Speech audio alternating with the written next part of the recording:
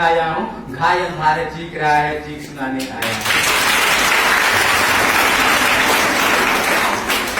सम्मानित मंच, भगवत प्रकाशमान, परम आदरणीय अध्यक्ष महोदय, महामनीषी प्रचारक महोदय, देवतुल्य गुरुजन एवं अन्य ज्ञान उपासक श्रोतागण एवं मेरे प्यारे साथी, मैं सतीश चौहान इस सदन की राय में अपनी राय को संलग्न करते हुए देश की मौजूदा लोकतंत्र की हालात एवं सियासत पर अपना विचार प्रस्तुत करना चाहूंगा। लोकतंत्र,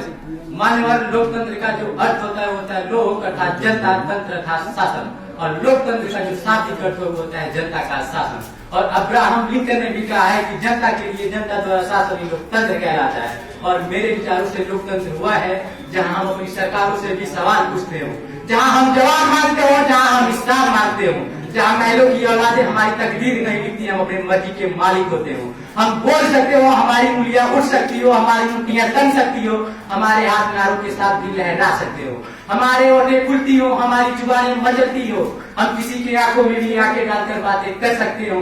हमारा दिल बेखौफ होकर धड़कता हो। महलों की औलादें हमारी तकदीर नहीं लिखती, हर जुर्म के चक्कर में संघर्ष हमारा नारा होता हो। हम हुकूमतों को बदलते हुए भी छाती ठोक कर कह सकते हो कि ये भारत हमारा है, भारत हमारा है। किंतु मान्यवर,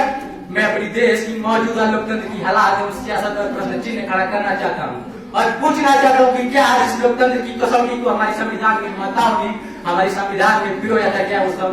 वो लोकतंत्र आज जीवित है या उसकी हत्या कर दी गई है? यदि जीवित है तो किस हालात में जीवित है? यदि हत्या कर दी गई क्यों और कैसे हत्या कर दी गई है? क्योंकि मान्यवर, लोकतंत्र की हत्या होती दिख रही है सत्ता के गलियारों में, लोकतंत्र की हत्या होती दिख रही है सत्ता के गलियारों में, राजनीति भी नंगी होकर नाच रही है अमीरों के दरबारों में, संविधान को भी जलाया जा रहा है काले अंग्रेजों की सरकारों में, और समता और स्वतंत्रता का पाठ पढ़ाया जाता है हमको जहां वहां हमारे देश के किसानों और गरीबों को जलाया जा रहा है बेरोजगारी, भुखमरी और गरीबी के अंगारों में, बेरोजगारी, भुखमरी और गरीबी के अंगारों।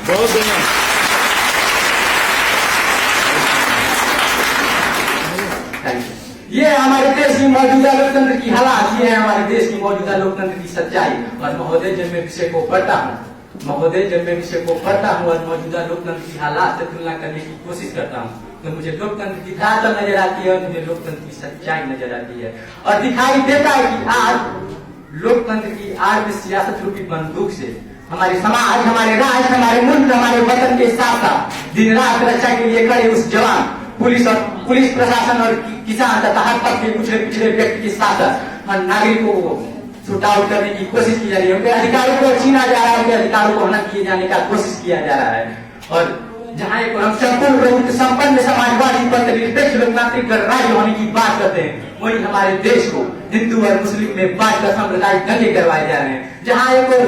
हम संपूर्ण संपन्न समाजवादी पर निरपेक्ष लोकतांत्रिक राज्य होने की बात करते हुए हमारे देश को हरे और भगवे रंग में बांट दिया जा रहा है ताकि हमारे देश में धर्म की ठेकेदारी की जा सके। और मैं कहना चाहता हूँ, इस सियासत के चक्कर में वो अपना ईमान बेच डालेंगे, सियासत के चक्कर में वो अपना ईमान बेच डालेंगे। वो नेता है साहब, यदि हम हिंदू और मुसलमान पे फंसे रहे तो एक दिन हिंदुस्तान बेच डालेंगे।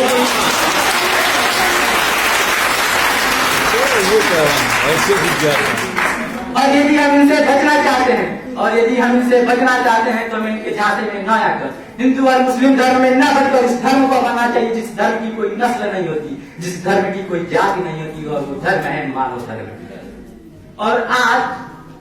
हमारे इस देश की सबसे बड़ी संरक्षिका, लोकतंत्र का सबसे बड़ा भाई मीडिया, जो आज हमें दबा कुचला, दुर्बल और निर्बल दिखाई देता है। क्योंकि मीडिया जिसको लोकतंत्र का चौथा खंभा होना था, खबरों की पावनता में जिसको पवित्र गंगा होना था, हमको आज दिखती है मीडिया वेश्या के किरदारों में, कोने पर धंधा किया है इसका सियासत के ठेकेदारों ने, अपनी हवस की तृप्ति के लिए इसको भी रखेल बना बैठे। और लोकतंत्र कहाँ से बचे साहब, जब पुलिस और प्रशासन को भी हाथों का मैल बना बैठे हैं।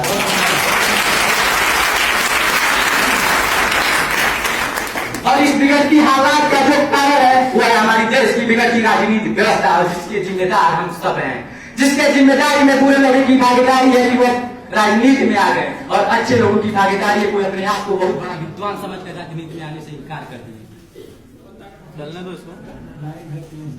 अच्छे लोगों की भागीदारी है जो अपने आप को बहुत बड़ा विद्वान समझकर राजनीति में आने से इनकार कर दिए, जिसका दुष्प्रभाव आज हमारा देश भोग रहा है, जिसका दुष्प्रभाव हमारे देश का लोकतंत्र भोग रहा है, जिसका दुष्प्रभाव हमारी देश की जनता भोग रही है, और जिसका दुष्प्रभाव आज खुद वो व्यक्ति भोग रहा है जो अपने आप को बहुत बड़ा विद्वान समझकर राजनीति में आने से इनकार कर दिया, क्योंकि आज उसी व्यक्ति पर भी एक अनपढ़ व्यक्ति शासन कर रहा है। और मैं बता दूं कि इस बिगड़ती हालात की सारी जनता की जिम्मेदारी है, जो अपनी नस्लीली हवस की तृप्ति के लिए अपने वोट को, अपने राजनीतिक अधिकार को सिर्फ दारू शराब मुर्गी तथा चंद रुपए के बदौलत बेच डालते हैं। और मैं उनको स्मरण कराना चाहता हूँ कि जिस राजनीतिक अधिकार को आप सिर्फ दारू शराब मुर्गी तथा चंद रुपए के बदौलत बेच देते हैं, उसी राजनीतिक अधिकार को पाने के लिए हमारे पूर्वजों ने अपने खून की बलि चढ़ाई थी, अपने खून का रगड़ न्यौछावर किया था। अब प्रश्न ये उठता है कि क्या इस बिगड़ती लोकतंत्र की हालात एवं सियासत के खेल में हमारा मौजूदा सरकार प्रणाली भी शामिल है? यदि शामिल है तो किस प्रकार शामिल है, इसे भी जान लेना एक आवश्यक है। महोदय, मैं अपनी सरकार से भी सवाल पूछना चाहता हूँ कि जब हम 60,000 करोड़ रुपए केवल 2019 के आम चुनाव में खर्च कर देते हैं, उसको कोई बहुत बड़ा राजनीतिक मुद्दा नहीं बनाया जाता है। हम 3500 करोड़ रुपए स्टेचू ऑफ यूनिटी बनाने में खर्च कर देते हैं, उस देश में जिस देश में लोग लाशों को ढोकर दिए अपने बच्चों को खाना खिलाने के लिए मजबूर है, उस देश में जहाँ एक व्यक्ति को 2 वक्त की रोटी नसीब नहीं होती है, और उस देश में जहाँ हमारी सरकार के पास अपने छात्रों को पढ़ाने के लिए पैसे नहीं है, उन छात्रों को पढ़ाने के लिए पैसे नहीं है जिन छात्रों को कंधे पर इस भारत का भविष्य टिका है। और मैं तो क्या ये लोकतंत्र विफल होने का परिणाम नहीं दिखता है? तथा हाँ, मौजूदा प्रणाली में लोकतंत्र विफल दिख रहा है, इस बात का सबूत है मध्याह्न भोजन के लिए सरकारी स्कूल में पढ़ने जाने वाला गरीब बच्चा, तथा इस बात का सबूत है कॉन्वेंट स्कूल में पढ़ने वाले बच्चों के बीच की समानता, इस बात का सबूत है महिला और सियासत में रहने वाले लोगों के बीच की समानता, तथा इस बात का सबूत है फुटपाथ पर नंगे भूखे तड़पते सोने वाले लोगों के बीच की समानता का इस बात का सबूत है कि आज हमारा लोकतंत्र विफल किस प्रकार हो रहा है।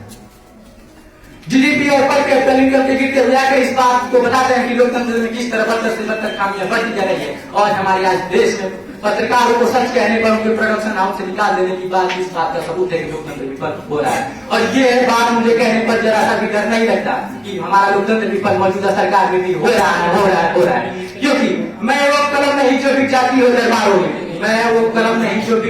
दरबारों में, मैं शब्दों का दीक्षिका हूँ हथियारों की चौबारों में, मैं वाणी का राजदूत हूँ, सच पर मरने वाला हूँ, डाकू को डाकू कहने की हिम्मत करने वाला हूँ,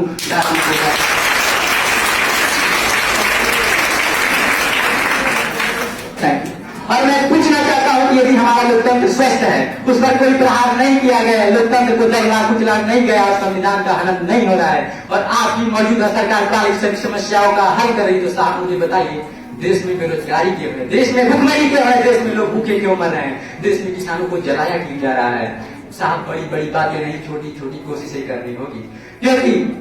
सिर्फ किनारे पर लहरें गिरने वाले कहाँ समंदर का सफर करते हैं, गरजने वाले बादल कब धरती को तर करते हैं, और बिना सोचे समझे विचारे राजनीति में चले जाते हैं, बिना तर्क की बहस करते हैं, गजब करते हैं जनाब, गजब करते हैं। और मैं बताना चाहता हूँ कि सियासत भी शहादत पर किस तरह एहसान करती है, पहले आंखें छीन लेती है, बाद में चश्मा दान करती है,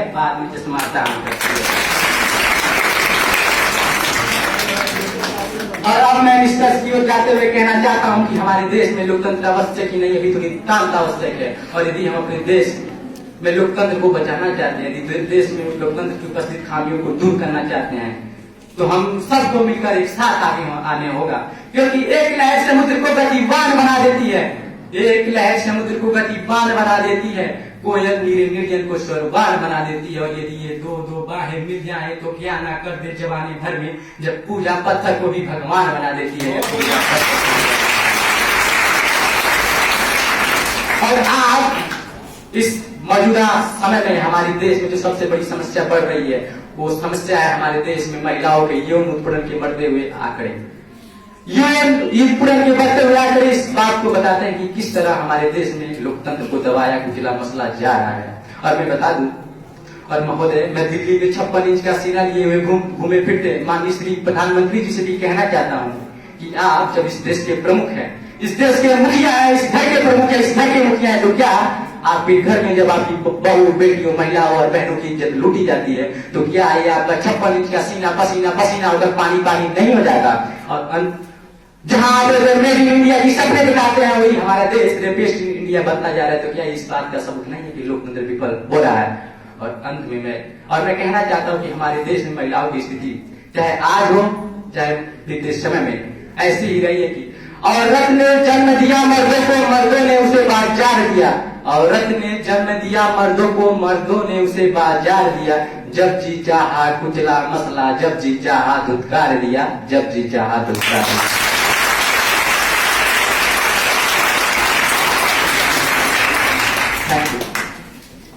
जिन होठों ने उनको प्यार दिया उन होठों का कारोबार किया। जिस कोख में बने को बल बन के उस कोख को जलीलो खार किया। औरत ने जन्म दिया मर्दों को, मर्दों ने उसे बाजार दिया। जब जी चाहा कुचला मसला, जब जी चाहा धुतकार दिया। तो अब और अंत में मैं बस यही कहना चाहूंगा कि मेरी कलम शपथ लेती है हथियारों से लड़ने की, मेरी कलम शपथ लेती है हथियारों से लड़ने की। तलवारें हो या अंगारे हो तंग के आगे अड़ने की। उस व्यक्ति का मर जाना ही अच्छा है जो खुददार नहीं। और मेरा देश जले मैं कुछ ना बोलूं, ऐसा मैं गद्दार नहीं, ऐसा मैं गद्दार नहीं।